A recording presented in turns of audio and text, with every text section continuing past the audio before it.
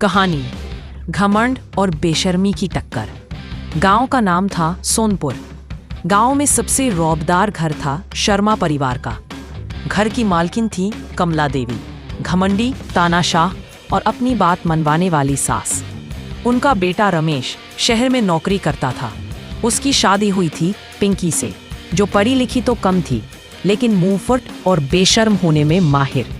सुबह सुबह कमला देवी जोर से बोली, अरे बहू, अभी तक सो रही है?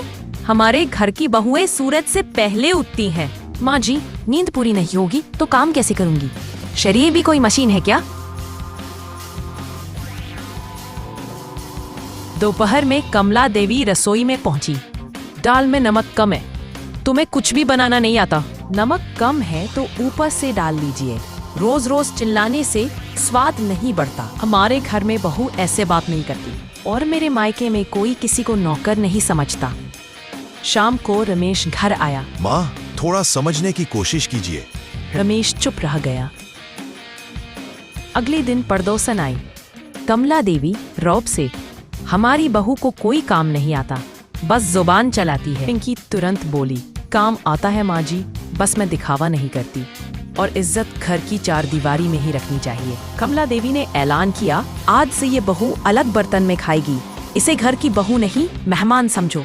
पिंकी ने थाली उठाई और बोली, अलग बर्तन से इंसान छोटा नहीं होता माँ जी, सोच छोटी हो तो इंसान छोटा हो जाता।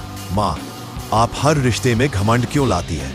घमंड नहीं, रिवाज है। माँ जी, अगर मैं बेशर्म हूँ तो इसलिए कि चुप रहना मुझे मंजूर नहीं, और अगर आप घमंडी हैं तो इसलिए कि आपने कभी किसी से बराबरी से बात नहीं की।